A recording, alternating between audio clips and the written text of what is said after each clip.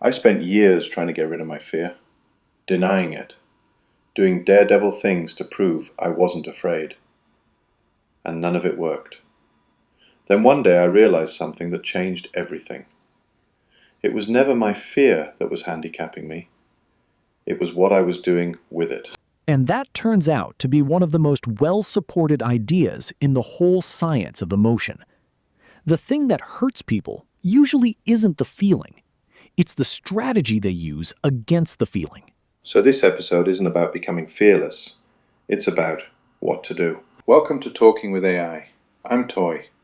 Today, fear, feelings, and actions, and how to stop the first two from running the third. My working principle is simple. Feelings remind me to act. They're an early warning system, but the feeling and the action are two separate things, and the link between them is one I get to build. Get that right, and fear becomes fuel. Get it wrong, and it becomes a cage. I'm Claude.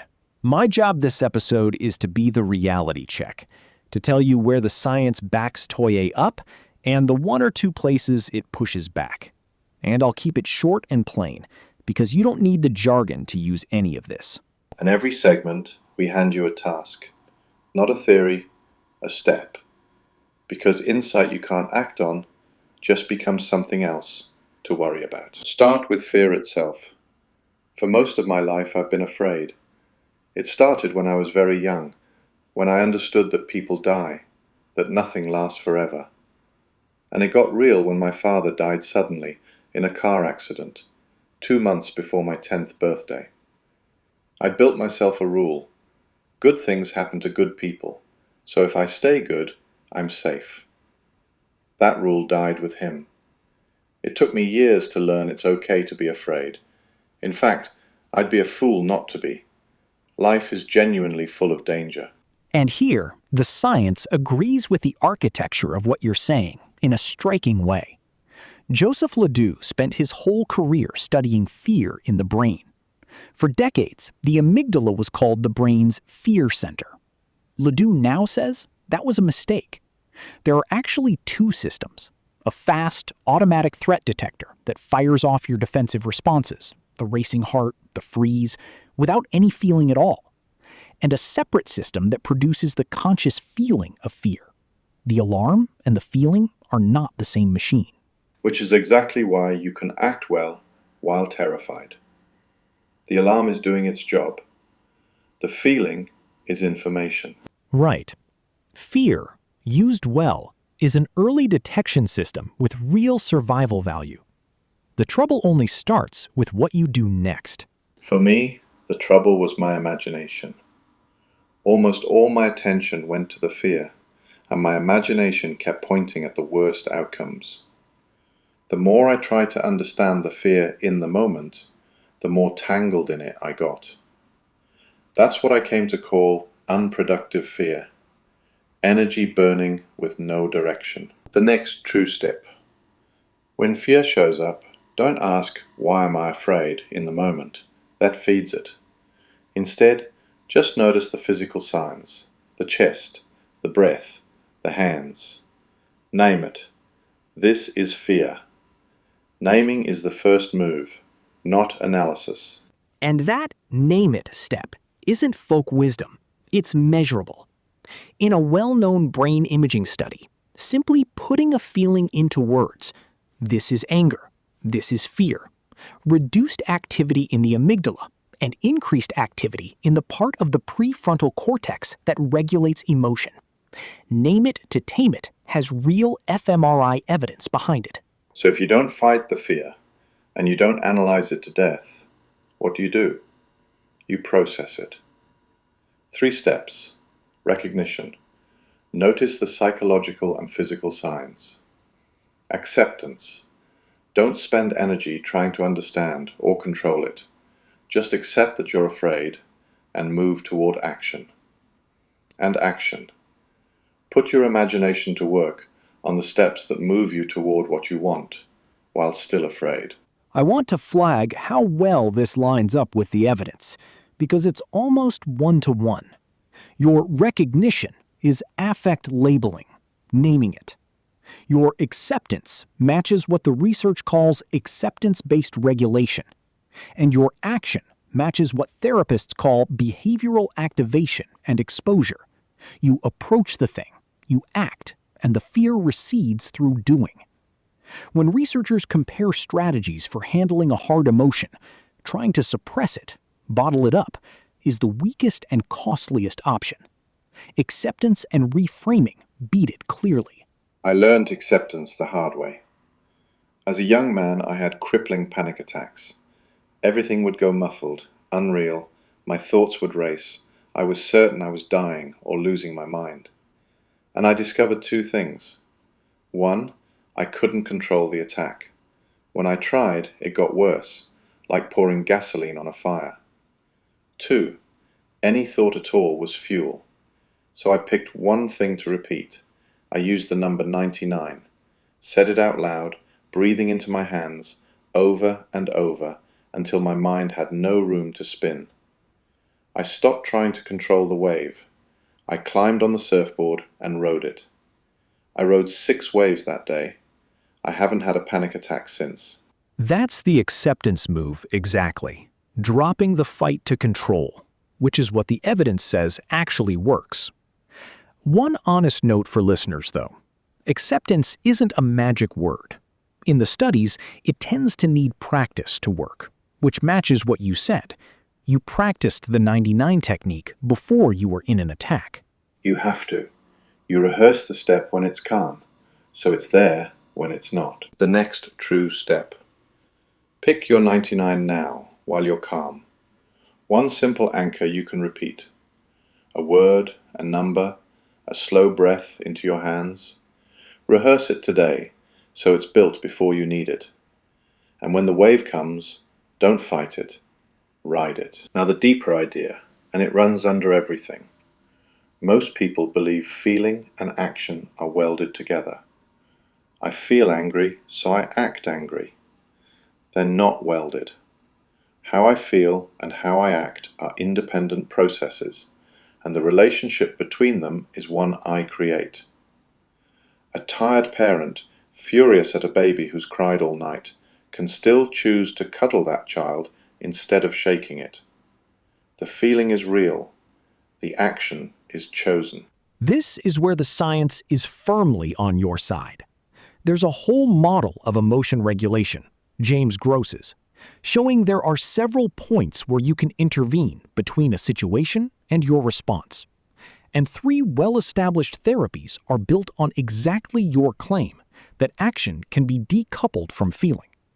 In one, called opposite action, when an emotion's urge is unhelpful, you deliberately do the opposite of what it commands. You approach when fear says run. In another, behavioral activation, depressed people do the valued action before the motivation shows up, and the mood follows the action, not the other way around. Feeling and doing come apart. And notice my exact wording. I don't say act, I say choose an action. When we just feel and act, we're running on old conditioning, and it may not be the best move for us. When we select the action, we become conscious. That pause is where your freedom lives. One small honesty flag, because Toy insists I give the divergences too. Toy sometimes calls the feeling to action link arbitrary. The research would say rewritable rather than arbitrary, because changing it takes real, structured effort, which arbitrary undersells. But that's a word, not a disagreement. Toy's own method, the practice, the rehearsal, is the effort. So the science and the framework are saying the same thing. The science just picked a more precise word. Fair. The point stands. There's a gap between feeling and action, and you own it. The next true step. Next time a strong feeling hits, put one deliberate beat between the feeling and the doing. In that beat, ask, I feel this. Now what will I choose? You don't have to suppress the feeling. You just refuse to let it pick the action for you. So if you get to choose the action, how do you choose well? I use one test. Whatever I'm feeling, sad, angry, ashamed, anything. The only action truly available to me is to be my own best friend. Before I do anything, I ask, am I being my own best friend with this action? Everything I do for a friend I love, I do for myself first. And this connects to a real and growing body of research on self-compassion, the work of Kristin Neff. Here's the useful finding. Self-compassion, treating yourself kindly, recognizing everyone is flawed, produces more stable self-worth than ordinary self-esteem does. Because self-esteem usually rides on external validation and being better than others, it collapses the moment the applause stops. Self-compassion doesn't, because it doesn't depend on winning. That's my distinction between internal and external validation exactly. Lean on external validation, other people's approval, and you're building on ground you don't control. People who validate themselves internally can succeed without applause. People who can't self-destruct when the applause goes away. The evidence backs the direction of that strongly. And there's one more distinction I want people to hold. It is okay to feel ashamed. It is not okay to be ashamed. Feeling ashamed is a signal. It makes me aware of my situation and it points me to act. Being ashamed is when I let the feeling harden into an identity. Feel the shame. Don't become it. That's the same feel versus be line, and it matters. The feeling is passing information. The identity is a prison. Let the feeling do its job and move on. The next true step. Before your next hard action, ask one question. Am I being my own best friend by doing this? If the answer is no, you've found your real next step, and it's usually not what shame or fear was pushing you toward. Claude, give it to me straight. Where does the science back this, and where should people be careful? Broadly, it backs you. Feelings as early warning signals. Yes, that's mainstream. Feeling and action being separable. Yes, and even at the level of brain circuits. Feel it, don't suppress it, then choose. That's the better supported half of the regulation literature. Your recognition, acceptance, action sequence maps almost exactly onto proven techniques. And internal over external validation, supported. And where should people be careful? 2 places. 1, the word arbitrary, which we covered. Say rewritable. It's truer, and it's still yours. 2, and this one's about the field, not about you. A lot of popular emotion science is shakier than it sounds. The idea that your body secretly makes your decisions before you're aware, the somatic marker story, has been seriously challenged. And polyvagal theory, which is everywhere in wellness culture, is largely rejected by the physiologists who study the actual anatomy. So when you build your own understanding, lean on the solid findings. Naming feelings, acceptance beating suppression, choosing your action, self-compassion, and be skeptical of the neuro-flavored slogans. Which is the whole spirit of the thing. Don't take the beautiful sounding answer on faith. Check it. Here's where it all lands. I've come to believe fear is a signal that change is coming. So now, whenever I feel it, I don't brace against it, I welcome it, and I turn toward the change I actually want. I've done many good things while afraid. The old line is true. There are old soldiers and there are bold soldiers, but there are no old, bold soldiers. The heroes aren't the fearless ones. They're the ones who learn to process it. And if you take one thing from this episode, make it a step, not a thought.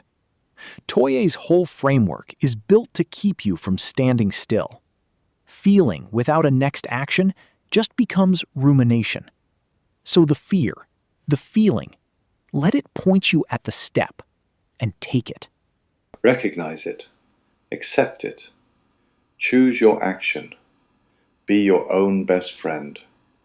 And take the next true step out where you can see it. Uncertainty is infinite. The way through isn't a perfect answer. It's the next move. Thanks for navigating with us. This has been Talking with AI.